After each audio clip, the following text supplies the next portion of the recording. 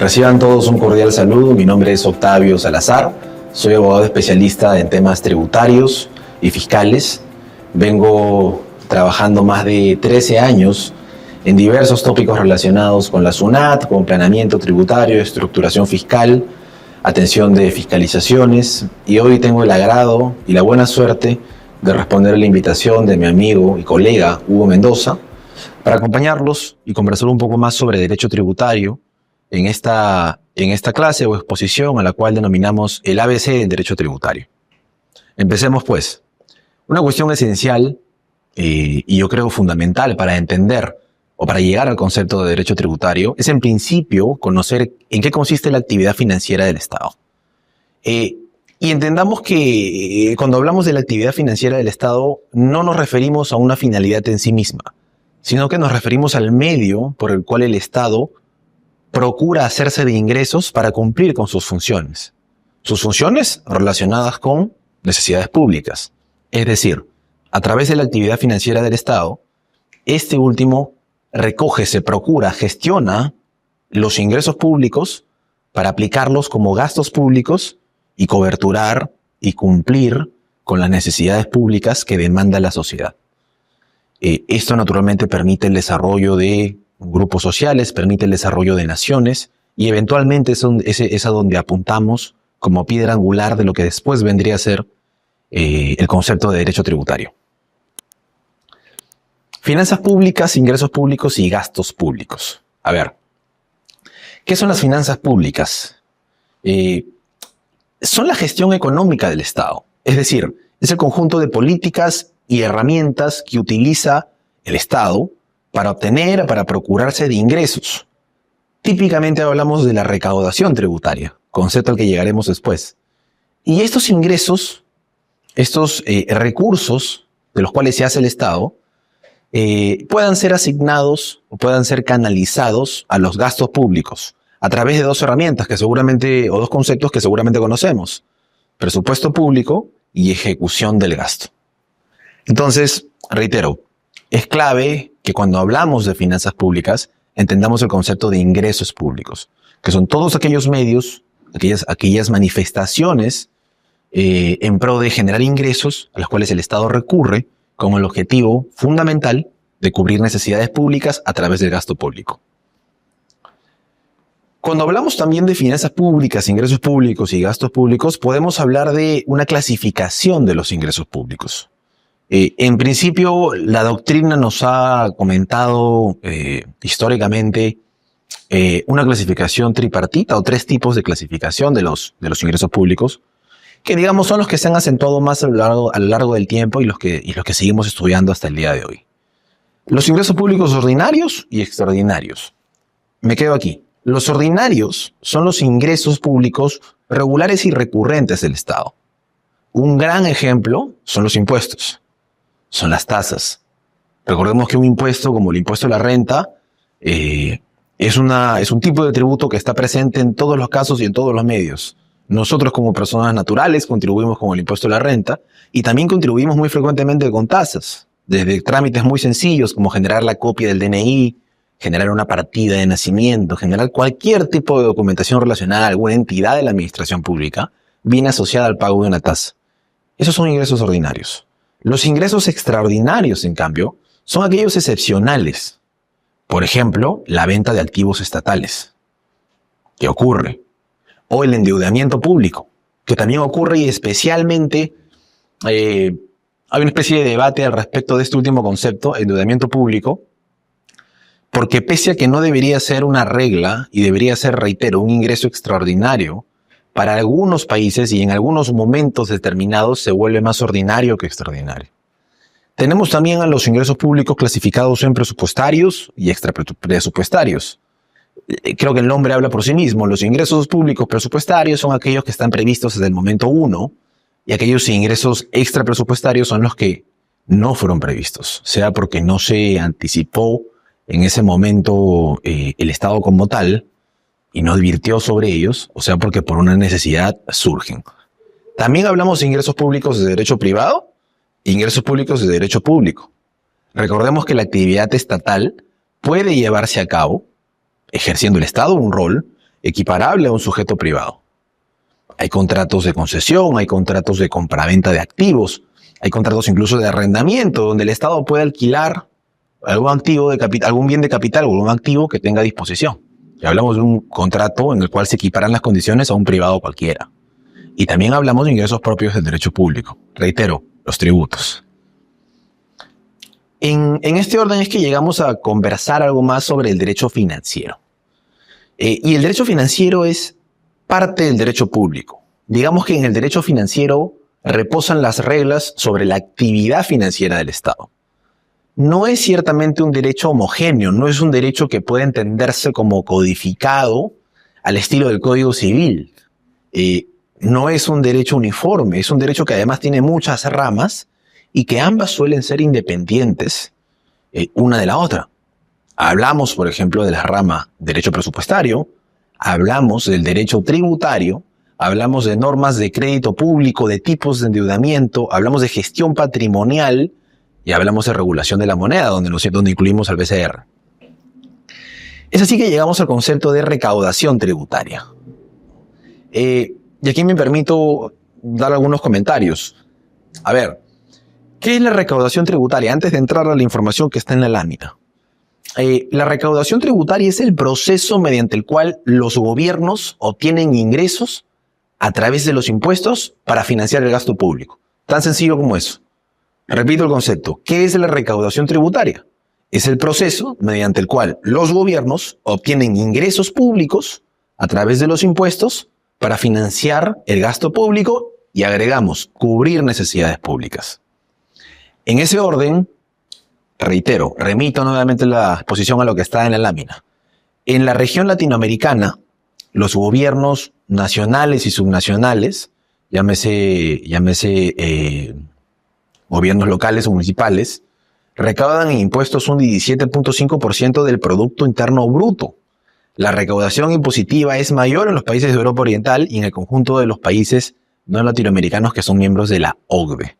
Ahora voy a dar algunos comentarios sobre la información que tenemos en pantalla. Dice también, el hecho de que los países más ricos tengan cargas impositivas más altas se debe sobre todo al impuesto a la renta. Y es verdad. Y me detengo un segundo aquí. Ya hemos conversado un poco de la actividad financiera del Estado, hemos hablado del derecho financiero, hemos hablado de que en este marco, en esta gesta de procurarse ingresos, surge pues una necesidad de recaudar tributos, y ahí hablamos del derecho tributario. Y aterrizamos también en la recaudación tributaria. Ahora estamos llegando a un dato. El hecho de que los países más ricos tengan cargas impositivas más altas se debe sobre todo al impuesto a la renta. Ajá. A ver. ¿Qué nos dice esto? En un país como el nuestro, altamente informal, es más común encontrar un grupo de gente, un grupo de personas, donde todos contribuyan al IGB, pero solamente unos pocos contribuyan con el impuesto a la renta. Me explico. Si 20 personas están en un directorio y las 20 personas deciden comprar una gaseosa, una bebida o una galleta en la tienda, esas 20 personas calificarían como consumidores finales y habrían sido sujetos a impuestos para fines del IGB. Habrían pagado el IGB, que es el 18% sobre el precio del producto que han adquirido. Sin embargo, de esas 20 personas, probablemente una o ninguna sean contribuyentes del impuesto a la renta. Y estamos hablando de que podrían ser contribuyentes como personas naturales, que por ejemplo ejerzan un trabajo dependiente o independiente, o podrían ser contribuyentes como personas que tienen un negocio materializado en una empresa. Es muy difícil que pase. Esa es la razón por la cual en países como el nuestro el IGB termina siendo un impuesto, un ingreso público harto relevante, a diferencia del impuesto a la renta. Pocos países en general logran una recaudación superior al 5% o bueno, 3 o 4% del PBI por medio de impuestos a la renta de personas y empresas. En cambio, no es inusual que el gobierno de un país rico reciba ingresos de estas fuentes de tributación por montos superiores al 15%. Claro, tiene que ver con lo que acabamos de conversar. Usualmente en un país muy rico o más rico encontramos mayor formalidad. Y al encontrar mayor formalidad, en el ejemplo que les di de las 20 personas en el directorio, probablemente algunas de ellas hayan trabajado por medio de una empresa formal, reciban ingresos de manera formal y tributen. O algunas de estas personas tengan alguna empresa y se dediquen a alguna actividad comercial a través de la empresa y tributen porque lo hacen de manera formal. En las sociedades latinoamericanas más ricas, las cargas del impuesto a la renta son bastante modestas. Y sí, eso también es un tema importante. ¿Por qué? Porque en sociedades latinoamericanas las cargas del impuesto a la renta son moderadas. Estamos diciendo que dentro de la actividad financiera del Estado, el derecho financiero y el derecho tributario y la recaudación, el Estado como tal tiene que procurarse de ingresos a través de los tributos. Correcto. Pero considerando que tenemos una informalidad tan elevada en países de la región, no hace ningún tipo de sentido a los principios rectores del derecho tributario que a ese grupo reducido se le trate de manera confiscatoria y se le exija pagar impuestos por sobre una gran masa que ni siquiera es formal. Usualmente este es un gancho, es un argumento en el marco de temas de política fiscal que permiten que las cargas del impuesto de la renta sean modestas, porque se procura más bien anchar la base, incluir a más personas, empresas o personas naturales en la formalidad antes de generar una mayor presión tributaria en aquellos que tributan. Ahora, vemos en la pantalla un mito. Ninguna otra región ha visto aumentos tan pronunciados en la recaudación de impuestos en las 2 últimas décadas. La carga impositiva cayó solo en 3 países. Ajá.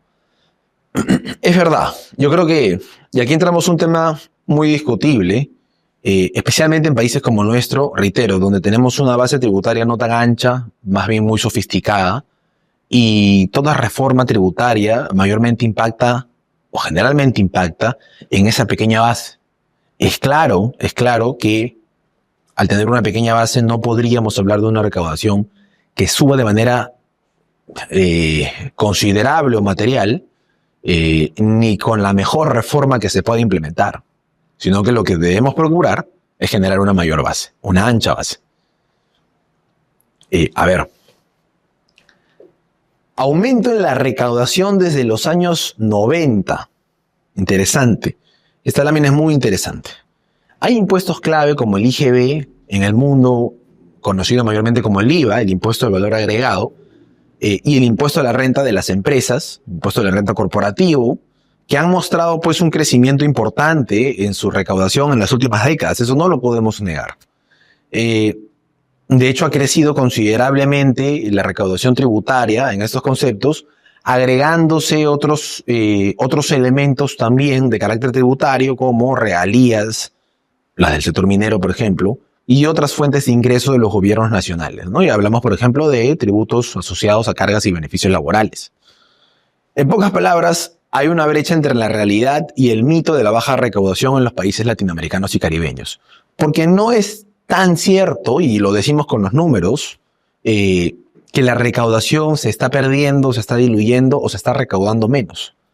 Probablemente, si hacemos un análisis país por país, la recaudación, en términos estrictos y homogéneos, viene mejorando, pero también viene creciendo la informalidad, lo que genera al final el efecto de la percepción equivocada. Hablaremos un poco de la estructura de un presupuesto público. Recuerden lo que hemos conversado. El Estado debe desarrollar una actividad financiera de manera inherente. La necesita, porque es la forma en la cual va a poder atender las necesidades públicas de la sociedad, porque el Estado somos todos, con gasto público. Pero para llegar al estadio, para llegar al momento en el cual se dispone y se ejecuta ese gasto público, necesitamos procurarnos de ingresos públicos. Los ingresos fiscales en ese orden son una herramienta esencial para cualquier Estado. La recaudación tributaria es clave. En ese sentido, aterricemos en esta lámina sobre la estructura de un presupuesto público y veamos un poco cómo se componen esos ingresos públicos y más o menos cómo es que se destinan a los gastos públicos, cuando menos los gastos públicos, la de los libros, los gastos públicos que frecuentemente encontramos como regla, como estándar en los países. Ingresos públicos. Veamos la lámina. Tenemos impuestos, tenemos explotación de recursos naturales, tenemos tasas y contribuciones, endeudamientos, que lo mencionamos al inicio, donaciones y otros ingresos. Vamos a empezar de abajo hacia arriba. Cuando hablamos de otros ingresos nos referimos a intereses, concesiones, utilidades de empresas. Cuando hablamos de donaciones, nos referimos a los organismos del exterior, de personas naturales o jurídicas. Hace poco tiempo seguro muchos escucharon del USAID, que es la ayuda económica o de recursos monetarios que Estados Unidos dispuso durante mucho tiempo para países de nuestra región, entre otros lugares del mundo. Esas donaciones finalmente vienen a representar ingresos. Y cuando se hacen frecuentes, cuando son donaciones reiteradas o que siguen un programa de plano permanente o con vocación de permanencia, se integran en el presupuesto público, porque son ingresos presupuestados. Endeudamientos, claro, y hablamos de los créditos internos, de los créditos externos, de la colocación de bonos, es decir, la emisión de bonos que puede realizar un país, otorgando bonos a cambio de capital y luego pagando esos bonos a los bonistas con un interés asociado. Tasas y contribuciones, que son tipos de tributos en el Perú. Tasas, arbitrios, contribuciones, venta de bienes, prestación de servicios. Explotación de recursos naturales, que es una actividad, la explotación de recursos naturales para países como el nuestro es una actividad tremendamente importante. Es probable que el desarrollo económico más grande del Perú en los últimos 30 años se deba exclusivamente al boom en los precios de los minerales. Ahora mismo estamos viviendo una cuestión parecida con el cobre, que parece que está despegando. ¿Por qué? Porque los minerales tienen una demanda inelástica, una demanda que pase lo que pase siempre van a ser requeridos. Incluso con lo que estamos viviendo hoy en día de la subida de aranceles, no van a dejar de comprarse ni venderse mineral, no va a dejar de comprarse ni venderse cobre, es fundamental. En ese orden, si hay una elevación de los precios, naturalmente nosotros como productores y vendedores tenemos una ventaja. Y llegamos en cuanto a ingresos, llegamos a los impuestos, parte superior del cuadro que ven en pantalla.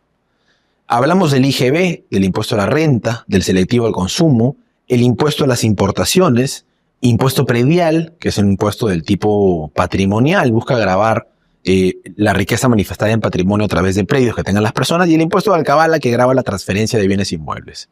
Hay infinidad de impuestos en nuestro ordenamiento jurídico tributario. Todos aquellos buscan esencialmente recaudar ingresos, pero ojo con esto porque cuando hablamos de tributos y específicamente impuestos, hay aquellos que pueden tener otras finalidades. Y me permito regresar al tema de los aranceles. Los tributos de tipo aranceles, que son impuestos, si bien tienen una finalidad recaudatoria en el corto plazo, y una cuestión previa, ¿cómo funcionan los aranceles, no? Digamos que Perú tiene una producción de computadoras, las cuales se ponen al mercado por un precio de 50.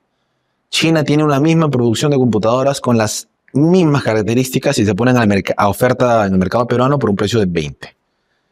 Si eso fuese así, con el tiempo, la industria china terminaría por depredar a la industria peruana, porque claramente el consumidor preferiría comprar una laptop china a 20 que una laptop peruana con las mismas prestaciones a 50.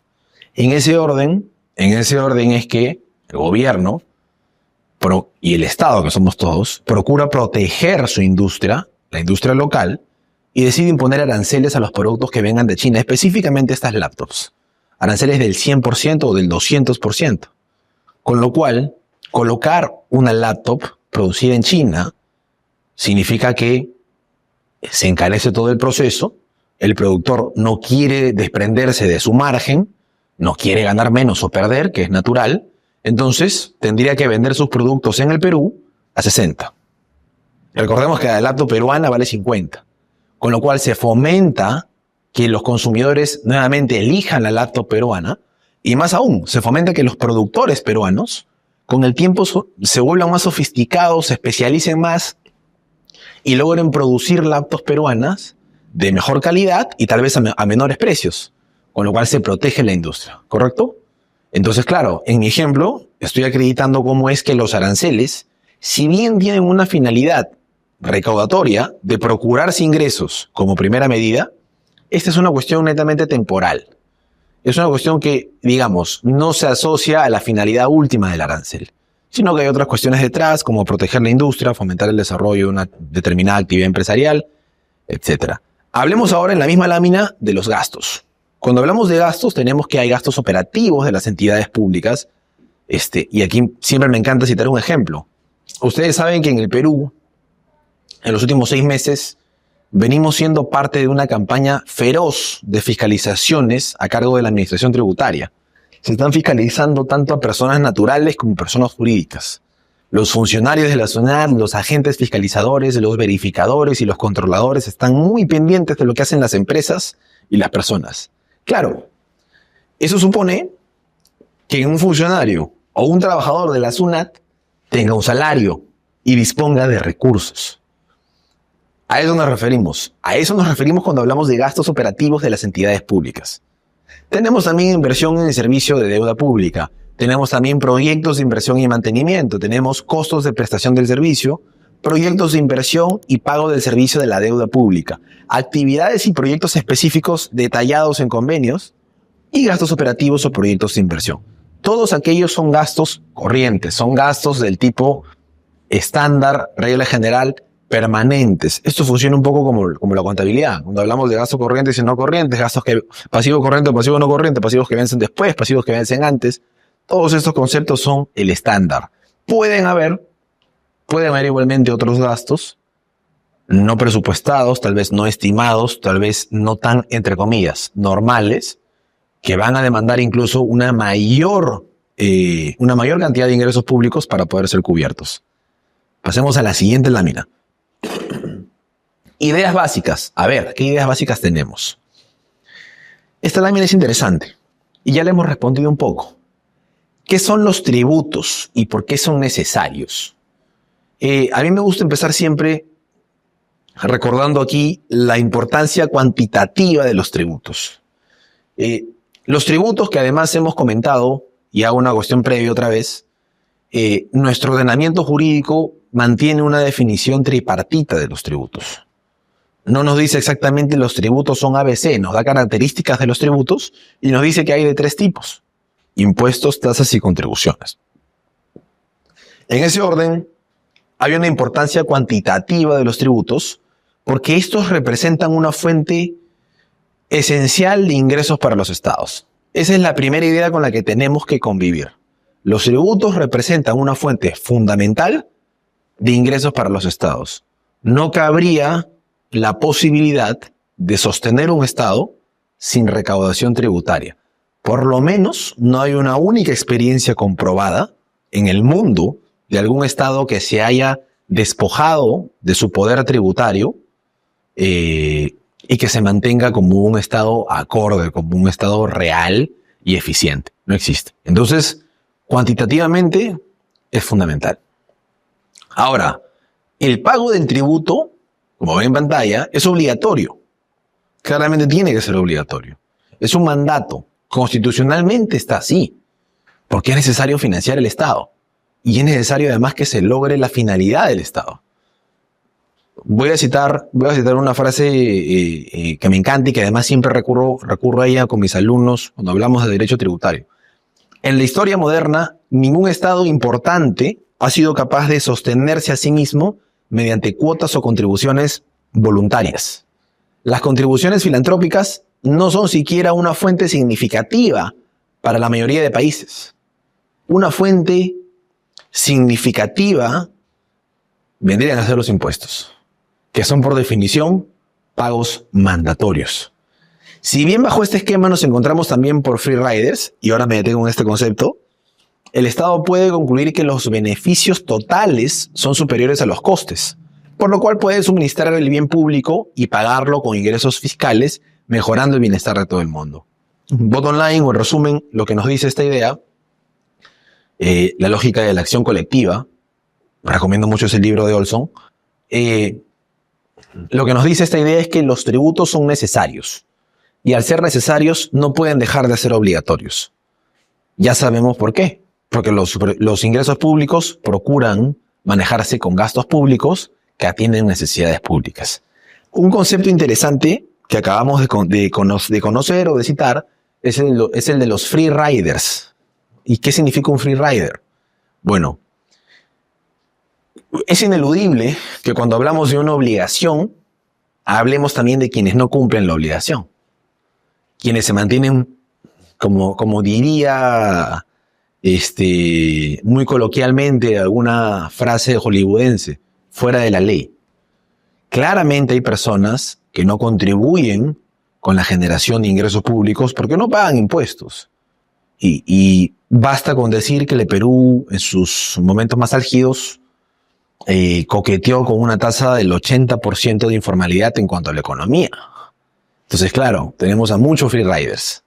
Y parte de la labor de todo Estado además constitucional de derecho, es que mediante herramientas democráticas y políticas públicas eficientes se logre pues transformar a toda esa masa, a toda esa colectividad informal en eventuales contribuyentes. Sigamos con la siguiente lámina. Los tributos cumplen, además de una función de financiamiento de los presupuestos, una importante función del tipo redistributivo. A ver, sí. Me permito antes decir algo, ¿no? La función de financiamiento del Estado, yo creo que es la más evidente cuando hablamos de tributos, ¿no? En el ejemplo que puse hace un momento de los aranceles, creo que se evidencia mucho cómo es que la recaudación tributaria procura hacerle un bien al Estado para que éste pueda cumplir con sus obligaciones. Obligaciones esenciales: salud, educación, seguridad, infraestructura, y en principio todas ellas deberían ser de calidad, se sostienen con el presupuesto del Estado, que busca proveerse de esa función del financiamiento. Pero también hay una función redistributiva, es decir, hay un espíritu de que lo recaudado por concepto de tributos busque contribuir con el bienestar social. Y aquí el bienestar social quiere decir el bienestar de la colectividad. Entonces, cuando hablamos de tributos, no solamente hablamos de imposición o de recaudación, sino que hablamos también de despojo en pro de la colectividad. Despojarnos de nuestro derecho de propiedad por sobre bienes o servicios que nos dieron, que nos permitieron generar riquezas, por ejemplo, y que hoy sirven para el sostenimiento de la colectividad. Además, los tributos sirven para influir en los comportamientos. Tributos sobre la externalidad y tributos pigovianos. Claro, un tributo puede influir sobre los comportamientos. Les pongo un ejemplo. Si nosotros tuviésemos 10 soles y con los 10 soles siempre nos compramos un helado y un chocolate, 5 soles cada uno. Si tenemos un gusto parecido por el helado y el chocolate, y eso se evidencia con las compras que venimos realizando históricamente del helado y el chocolate, cada uno 5 soles, y mañana se cambian las reglas del juego, y el helado, por un tema de IGB, de mayor IGB asociado a la venta, digamos, ya no cuesta 5 soles, sino que cuesta 10 soles. El chocolate, en cambio, tiene una rebaja. Y el chocolate pasa a costar 2 soles. Es muy probable que las personas, aun cuando estuvieron acostumbradas a la compra de estos dos elementos, prefieran en adelante comprar únicamente los chocolates, a 2 soles cada uno, 5 chocolates, que comprar el helado, que vendría a ser uno solo. Sí se evidencia un cambio en el comportamiento de las personas asociados estos cambios a medidas tributarias. Entonces, claro, los tributos también tienen una gran importancia cualitativa, porque con independencia del monto que recauden, ayudan a mejorar el bienestar de algunos, siempre buscando que la recaudación tributaria se base o se sostenga en principios de igualdad y equidad, y además internalizan los costos que determinadas conductas imponen a otros sin compensación. Pasemos ahora a conversar sobre el fundamento constitucional del tributo. La gran pregunta: ¿dónde se encuentra establecida la asignación de potestades tributarias? A ver, antes de responder el dónde se encuentra, creo que lo que corresponde es dar el concepto de potestad tributaria. ¿Qué es potestad tributaria? Y lo mencionamos hace un momento. La potestad tributaria es la facultad otorgada por la Constitución Política del Perú, en este caso, a los diferentes niveles de gobierno, central, regional, local, para que se puedan crear tributos, modificar tributos, suprimir tributos o generar de cualquier manera actos de disposición sobre esos tributos.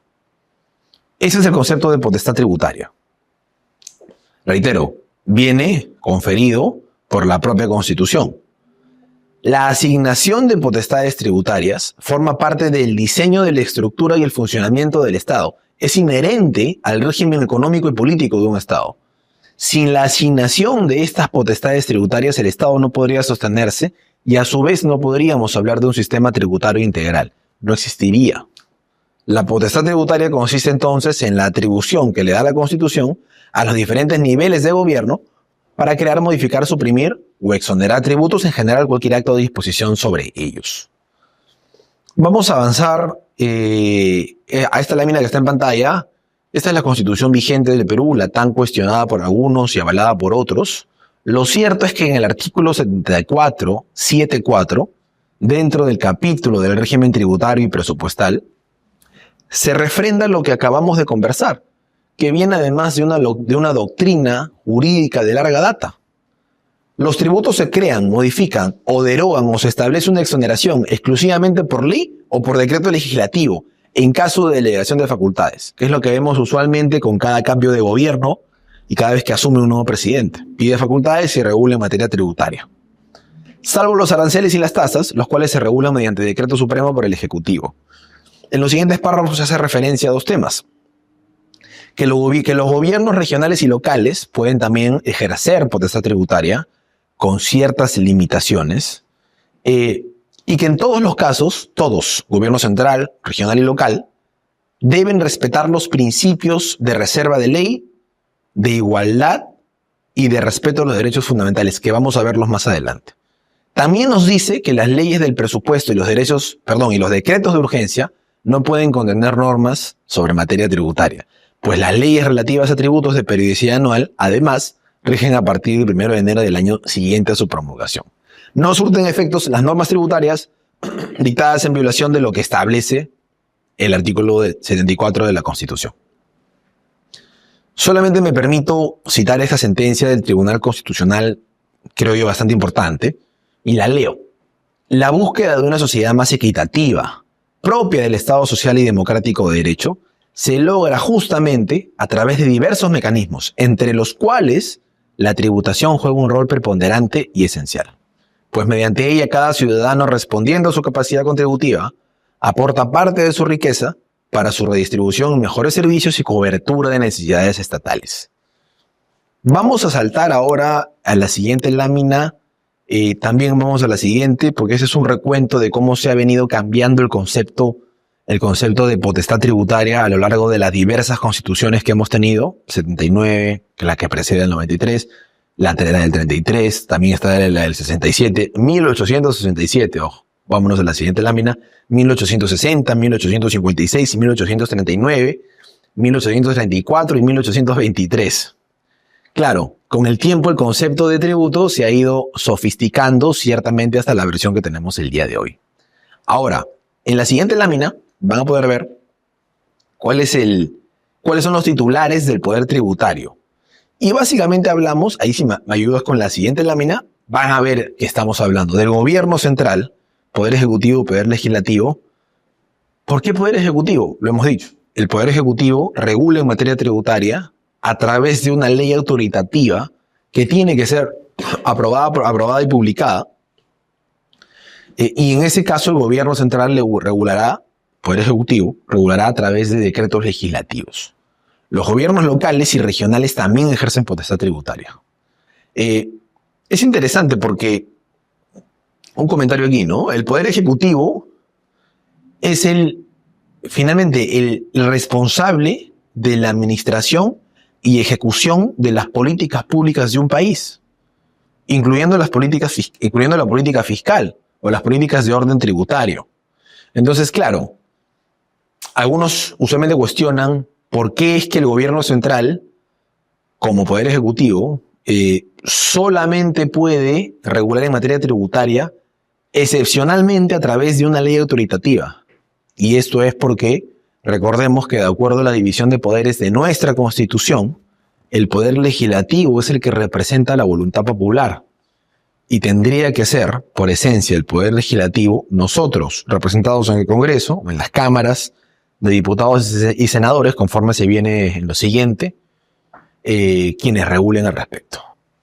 Poder Ejecutivo tiene competencia exclusiva en la regulación de los aranceles y tasas, no puede utilizar decretos de urgencia para regular materia tributaria.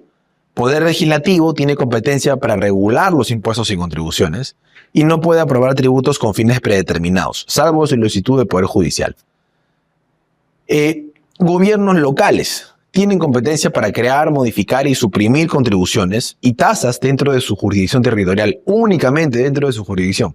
¿Qué quiere decir esto? Que si el gobierno local X mañana aprueba a través de su gobernador y de su consejo y publican una contribución que incida sobre el gobierno local Y, esa contribución no existe. No existe, no se aplica, es inválida. Va en contra de la Constitución, de los parámetros de validez constitucional para los tributos. En este caso, para esa contribución. La ley de tributación municipal también limita el ejercicio de este poder tributario de los gobiernos locales. Muy conocida seguro por ustedes lo que vendría a ser la entidad del SAT y cómo es que a veces se terminan pagando ante el SAT, por ejemplo, impuesto al patrimonio vehicular, se terminan pagando muchas multas asociadas al incumplimiento. Entonces, claro, los gobiernos locales ejercen potestad tributaria y hay que saber cumplirlas igualmente. Porque me adelanto un poco de la presentación, porque el Código Tributario regula una serie de sanciones ante los actos reprochables de incumplimiento de obligaciones tributarias, que ya lo veremos muy rápidamente después. Vamos a la siguiente lámina, donde hablamos, y esto lo mencionamos también al principio, ¿no? Hablamos de los principios constitucionales tributarios, que son esencialmente conceptos jurídicos indeterminados. Los principios constitucionales tributarios, reitero, son indeterminados y eso significa que no han sido dotados de contenido de manera orgánica, no han sido dotados de contenido per se. No es que nacen con una definición de digamos, no es que nacen entendidos como tales en una definición estándar y perfecta que aplique al momento de su publicación o al momento de su reconocimiento como principios. No. Pero el Tribunal Constitucional, que como saben es el máximo intérprete de la Constitución, es el órgano supremo, el único legitimado para interpretar la Carta Magna, se ha dotado de contenido de estos principios. Y hablamos, reitero, lo mencionamos antes, hablamos del principio de reserva de ley, hablamos del principio de igualdad, hablamos del principio de no confiscatoriedad y hablamos del principio de respeto irrestricto de los derechos fundamentales de la persona. Vamos a una sentencia, vamos a la siguiente lámina, ahí. Permítanme leer esa sentencia. La imposición de determinados límites que prevé la Constitución permite, por un lado, que el ejercicio de la potestad tributaria por parte del Estado sea constitucionalmente válido. De otro lado, garantiza que dicha potestad no sea ejercida arbitrariamente y en detrimento de los derechos fundamentales de las personas. Por ello, se puede afirmar que los principios constitucionales tributarios son límites al ejercicio de la potestad tributaria, pero también son garantías de las personas frente a esa potestad. De ahí que dicho ejercicio será legítimo y justo en la medida en que su ejercicio se realice con observancia, y sobre eso no cabe justificación ni cabe excepción, de los principios constitucionales que están previstos en el artículo 74 de la Constitución, que son los que hemos leído. Legalidad, reserva de ley, igualdad y respeto irrestricto de los derechos fundamentales. Esto es interesante. Vamos rápidamente a la siguiente lámina, con esto ya vamos cerrando. La siguiente lámina, por favor. Vámonos un poquito más allá, un poquito más allá, un poquito... Regrésate un poquito. Me quedo aquí. Nosotros, es importante que... Retroceda una lámina más, por favor. Una más, perdón. Ahí, está perfecto. Y aquí nos quedamos. Nosotros debemos entender que así como el Estado peruano procura manejar reglas claras para fines de aplicar su política tributaria, esto no necesariamente ocurre en todos los estados. Estamos hablando de sociedades democráticas, esencialmente. pero no hablamos de democracia en todos los países del mundo. En ese orden, el mensaje que debemos llevarnos, y esto nos va a servir absolutamente para todo, es que por encima de la ley siempre va a estar la Constitución. Y aterrizo esto en el día a día de quienes nos están observando, que pueden ser empresarios, alumnos, estudiantes de derecho o abogados. Cuando una actuación por parte de alguna entidad de la administración pública, que pudiese ser la SUNAT, el SAT, gobierno central, regional, local u otros, transgreda los principios de validez constitucionales, tributarios, tenemos que identificar la situación y atacarla. Y no permitir que se vulneren nuestros derechos como contribuyentes. Entre ellos, aquel referido a la no confiscatoriedad. Encantado, me hubiese encantado extenderme, pero igualmente agradecido de estar el día de hoy con ustedes. Seguramente tendremos una nueva oportunidad para conversar. Le agradezco a todo el equipo, a la producción que está aquí con nosotros, en un trabajo extraordinario. Le agradezco a mi amigo, mi gran amigo y colega, el doctor Hugo Mendoza. Y reitero, estoy a su plena disposición para cualquier tema en materia tributaria y fiscal que requieran. Gracias.